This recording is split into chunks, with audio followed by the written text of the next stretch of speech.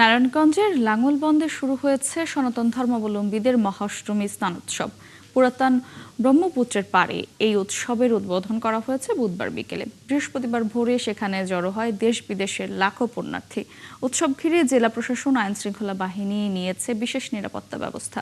জামালপুরেও মহাষ্টমীর স্নান করেছেন পুণ্যার্থীরা। সহকর্মীদের তথ্য ছবিতে প্রতিবেদন।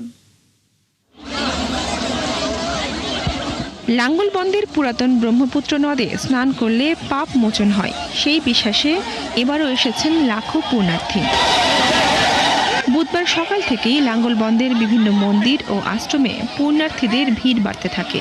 বিকেল 5:17 তিথি শুরু হওয়ার সঙ্গে সঙ্গে লাঙ্গলবন্দের 24টি ঘাটে স্নান শুরু করেন ভক্তরা। বাংলাদেশ ছাড়াও ভারত, নেপাল, ভুটান ও শ্রীলঙ্কা থেকে পুণ্যার্থীরা এসেছেন পবিত্র স্নানে। উৎসবকে ঘিরে বসেছে ঐতিহ্যবাহী বারোয়ারি মেলা। স্নান করলে মনের একটা পবিত্র আসে, মনটা শুদ্ধি হয়, ভালো লাগে, এই কারণে স্নান করা। যে কোনো পাপ পুণ্য যদি থাকে এই ব্রহ্মপুত্র নদীতে স্নান করলে 100,000 পাপ এই যে দূর হয়ে যায়, পুণ্যস্থান লাভ করে। তোবার যেতে পারি নাই, মার পুজো হয়েছে আর এবার আশা আছে। পুণ্যার্থীদের নিরাপত্তা নিশ্চিতে 3 কিলোমিটার এলাকায় নিরাপত্তা বাড়িয়েছে প্রশাসন। 1100 পুলিশ, 600 আনসার সদস্যের পাশাপাশি কাজ করছে ফায়ার সার্ভিসের সদস্যরা। পূর্ব প্রস্তুতি হিসাবে যে সেখানে যে একটা নির্দিষ্ট জায়গা নির্ধারণ করা হয়েছে, যাতে তার ভিতরে মানুষগুলো স্নান করে, তার ওদিকে চলে গেলে হয়তো অনেক সময় সেখানে দুর্ঘটনা ঘটতে পারে। এটা দুর্ঘটনা যাতে না ঘটে সেজন্য এটা জেলা প্রশাসনের পক্ষ থেকে ব্যবস্থাগুলো নেওয়া হয়েছে। আয়োজনটি যাতে সুষ্ঠু ও নির্বিঘ্নে হয় সেজন্য কাজ করছে স্বেচ্ছাসেবকরাও। বিশুদ্ধ পানি, স্যানিটেশন সহ প্রয়োজনীয় ব্যবস্থা নেওয়া হয়েছে।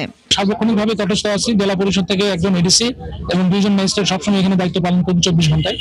তো সেই হিসাবে এবং পুলিশ সদস্য এবং আনসার এবং প্রয়োজনে এখানে সেনাবাহিনীর একটা ইউনিট হয়তো আশেপাশে টহলে থাকবে। প্রধান আহ্বানই থাকবে আমাদের হিন্দু ভাইদের কাছে যে আপনারা সবাই সহনশীল থাকবেন, নিজেদের কারণে যাতে কোনো দলাদলির কারণে এখানে কোনো বিশৃঙ্খলা সৃষ্টি না হয়। এদিকে জামালপুরেও ব্রহ্মপুত্র নদে স্নান করেছেন পুণ্যার্থীরা।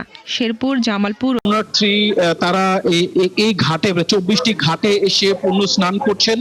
এখানে নিরাপত্তা ব্যবস্থা বলতে গেলে প্রায় 1100 পুলিশ, 600 আনসার, ফায়ার সার্ভিস এবং সেনাবাহিনীর একটি টিম ছাড়াও হসপিটালের একটি 10 শয্যা বিশিষ্ট হসপিটালের ব্যবস্থা করা হয়েছে, যাতে পুণ্যার্থীদের সামগ্রিক স্বাস্থ্য সেবা দেওয়া যায়।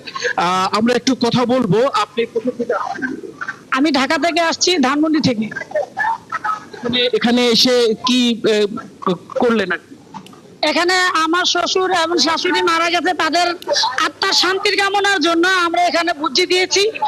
আমরা ভগবানের কাছে প্রার্থনা করি যে আমার শ্বশুর শাশুড়ি, আমার আত্মীয় স্বজন যারা মারা গেছে, তারা যেন স্বর্গবাসী হয়, তার সুখে শান্তি। আপনি মুন্সিগঞ্জ, বিক্রমপুর মুন্সিগঞ্জ থেকে এসেছি। পরিবেশটা খুবই সুন্দর এবং আমরা শান্তিপূর্ণ ভাবে স্নান করতে পারছি। আইন শৃঙ্খলা বাহিনীর পরিস্থিতি কেমন দেখলেন? ভালো, খুবই ভালো। আমরা যেভাবে স্নান করছি এভাবে স্নান করা খুব কষ্ট হয়ে যেত, কিন্তু আইন শৃঙ্খলা পরিস্থিতির গতিকে আমরা খুব ভালোভাবে স্নান করছি। হাবিব, ধন্যবাদ। আমরা শুনছিলাম আপনার মাধ্যমে পুণ্যার্থীদের বক্তব্য এবং দেখছিলাম সেই আনুষ্ঠানিকতা। দর্শক, নারায়ণগঞ্জ থেকে যুক্ত ছিলেন সহকর্মী হাবিবুর রহমান।